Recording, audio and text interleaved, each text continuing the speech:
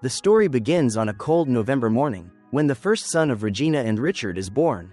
From the day Richie leaves his crib, the family's most trusted butler takes full responsibility for taking care of him. This boy is born into the wealthiest family in the world. Even though Richard has to spend many hours at the office running his massive business, he always makes time for his son.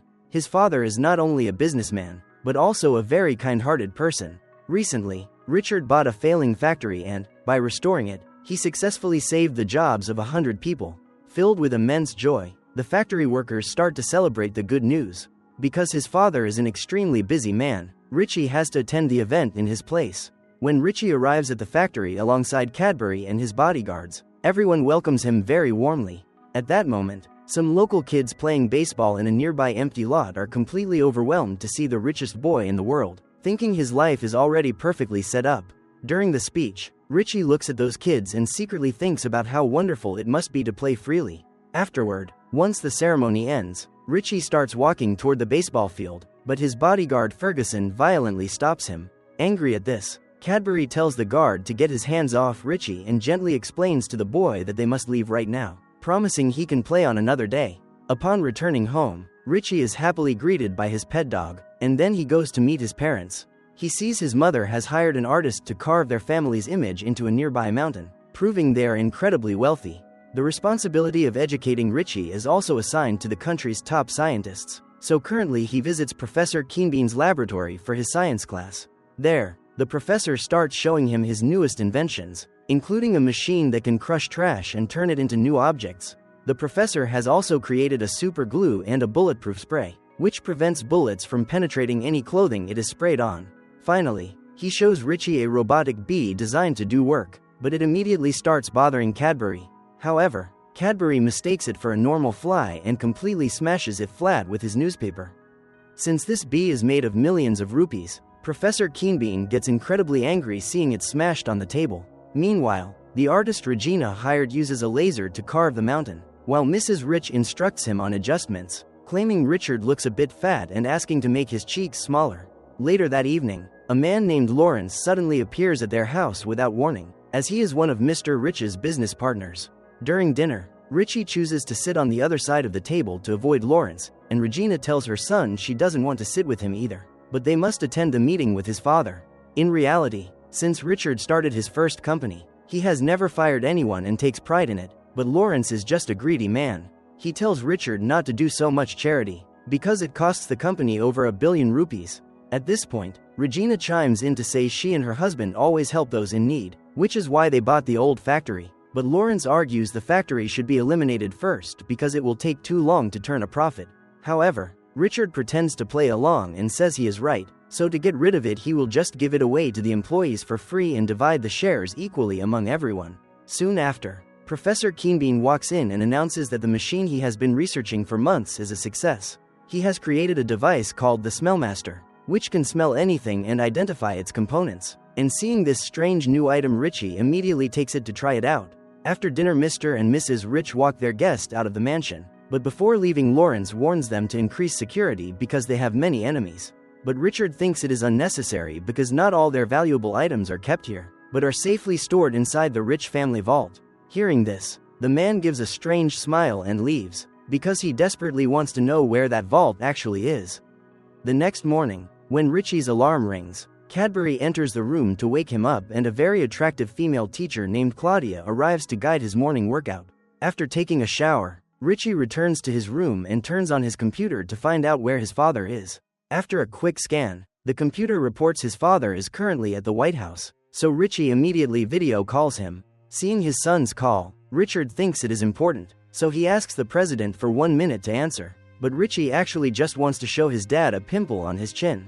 After talking to his father, Richie goes to school and meets some classmates. Right then, a spoiled boy starts yelling at a waiter because he brought the wrong coffee. To calm his classmate down a bit, Richie pokes his fencing sword into the boy's butt, causing the entire cup of coffee to spill all over his clothes. Later, while Richie is on his way home, Cadbury informs him that today's extra class is cancelled. Therefore, Richie asks Cadbury to take him to the new factory, where he wants to play baseball with the other kids. But the kids there mock him, saying he cannot play with normal children and telling him to go home and play with a golden baseball bat. Facing this teasing, Richie offers to bet $100 that he can hit a home run no matter how good the pitcher is. Initially, the pitcher Gloria throws perfectly and Richie cannot even touch the ball, but then he focuses and hits the ball incredibly hard. The kids lose the bet but have no money to pay, so Richie says they should come to his house to play on Sunday instead. However, Gloria insists they will pay, which makes Richie sad, so he tells them not to come and says he doesn't need their money. During the holiday, the whole family prepares to travel together and plans to meet the Queen of England. The servants load the plane with all sorts of gifts, and right then bodyguard Ferguson secretly places a red box among the presents. Regina is incredibly surprised to learn her husband plans to give the smellmaster to the Queen. Richie is already sitting in his plane seat, but seeing him sad, his mother asks Cadbury and decides to let him stay home to enjoy the holiday. Watching the rest of the family board the plane, Ferguson breathes a sigh of relief because he has completed his mission. On that same day, following Cadbury's invitation, Gloria's mother brings the kids to the rich mansion. The kids are completely amazed by the massive house, and Richie happily comes out to welcome them. He takes everyone on a tour around the mansion, which even has its own private McDonald's inside. After eating, Richie takes them all to his private amusement park, where they play under the trees and ride jet skis. At that time, Cadbury also gives Diane a tour and acts very protectively toward her when the kids rush by on their vehicles. Finally, Richie takes everyone to see the roller coaster he received for Christmas. Meanwhile, at the office, Lawrence happily thinks the rich family must be deep at the bottom of the ocean by now, and he begins preparing to move into a bigger office. At the same time, on the plane, Richard jokes with his wife and pretends to look for chocolate using the smellmaster. Although it finds no chocolate, the device detects a strange chemical inside the red gift box. Hearing the chemical's name, Regina instantly realizes it is a bomb.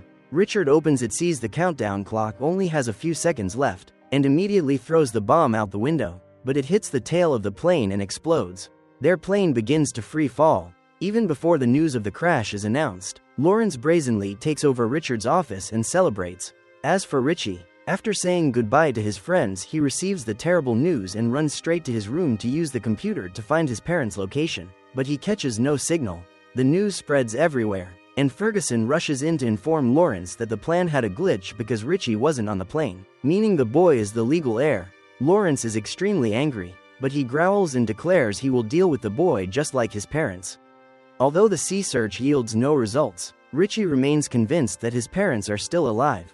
Fortunately, his belief is correct, as both of them use the life raft and are currently waiting to be rescued. Richard tries to fix the communication device to call his son, but it is not easy. Meanwhile, Regina firmly believes Lawrence is the one who planted the bomb on the plane. Right now their biggest concern is how to warn Richie that his life is in danger, because the bomber will definitely target him. During his father's absence, Lawrence names himself chairman and orders the new factory to be closed, causing Gloria's mother to lose her job. She goes to tell Richie everything. Hearing this, Richie steps up to take over the company, declaring he will hold the chairman position until his parents return. He reopens the factory and stops Lawrence from firing the employees.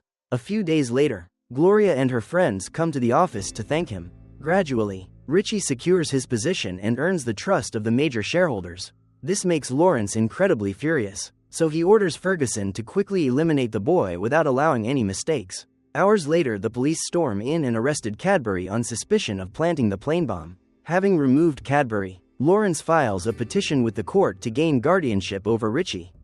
Back in power, Lawrence immediately fires all the mansion staff and installs cameras everywhere, even in Richie's bedroom. Feeling like a prisoner, Richie confronts Lawrence, who is playing pool, and demands Ferguson reveal the vault's location. However, Ferguson tells him he has no chance of finding out. At the same time, Professor Keenbean uses a listening device and uncovers all their evil plots, including the plan to eliminate Cadbury in jail. The professor rushes to tell Richie and devises a rescue plan using homemade acid to melt the prison bars. For the first time, Richie dresses like a normal boy to enter the prison and deliver items to Cadbury. Thanks to a Latin label, the police let him pass. When Cadbury enters the bathroom and discovers the toothpaste melts his toothbrush, he instantly understands. But before he can escape, a thug rushes in and chokes him. Fortunately, Cadbury fights back and defeats his enemy. Upon escaping outside, Cadbury meets Richie. The boy shows him a newspaper article stating the plane wreckage was found but no bodies, which strengthens the belief his parents are alive. The two go to Gloria's house to borrow a computer. At the same time, Richard finally starts the communication device using his wife's earrings. When Richie uses a code to connect Gloria's computer to his home computer, the guards detected and alert Ferguson. Lawrence is currently torturing Professor Keenbean to find the vault's location. Just as the computer detects Richard's signal and only needs a few minutes to lock the coordinates, Ferguson rushes in and unplugs it, causing the connection to be lost. The boy then asks his friends for help to break into the mansion and retrieve the computer. Meanwhile, a helicopter arrives to rescue Mr. and Mrs. Rich, and they firmly believe their son sent it. That night, Richie and his friends enter the garden and disable the security system. He goes to the laboratory to rescue Professor Keenbean, then asks him to distract the guards by pouring chemicals into a water tank to create bubbles. Taking advantage of the chaos, the kids turn off all the cameras. Richie and Cadbury run straight to the bedroom to check the computer, but they are extremely confused to see his father's location right inside the mansion. It turns out Lawrence is already waiting there with his captive parents. The kids outside are caught by the guards and taken to the laboratory. Lawrence yells at Richard demanding the vault, and he finally discovers the vault is located inside the mountain next to the house. He drags Mr. and Mrs. Rich away and leaves Richie behind as a hostage. Professor Keenbean quickly escapes when the guards rush in. The guards lock Richie's friends in an iron cage and lower it into the trash crusher. To save the kids, the professor uses super glue to trap a guard, but he accidentally glues himself. He then uses the robotic bee to sting Ferguson's butt, causing him to startle and crash into the machine's stop button. While Richie grabs a bag of inventions and runs to save his parents, Lawrence forces Mr. and Mrs. Rich to sing for the voice recognition lock to open the vault. However, when the door opens, there isn't a single coin inside. Richard explains that to his family. Family itself is the most precious asset, and this place only stores precious memories. Furious to learn the real money is in real estate, banks and stocks, Lawrence orders his men to kill the couple. Right then Richie rushes in swinging his sword, and Lawrence fires his gun, but thanks to the bulletproof spray from earlier, Richie is completely unharmed. Seizing the opportunity, the couple knocks out the thugs, escapes outside, and tightly locks the vault. Nevertheless, Lawrence manages to escape and chases after them. All three have to run into the ear canal of the family statue on the mountain. Outside, Ferguson tries to shoot them with a laser. Lawrence runs up and continuously fires his gun but is tripped by a clumsy guard. Cadbury also arrives to help and fiercely fights Ferguson. As the statues are destroyed by the laser, Richard has to swing to catch his falling wife and grab his son as they climb down. After Cadbury smashes a statue head into Ferguson to knock him out, he steals the laser gun and attacks Lawrence, leaving him hanging upside down on a rope. Right then Richard announces he is firing him, and Regina gives him a punch. A few months later, Lawrence and his henchmen are forced to do gardening work in prison. Richie and his friends celebrate their victory, and Cadbury also shows some courage by kissing Diane. Seeing their son now has true friends, Richard and Regina are incredibly happy. So if you had that much money, what would you do? Please share in the comments.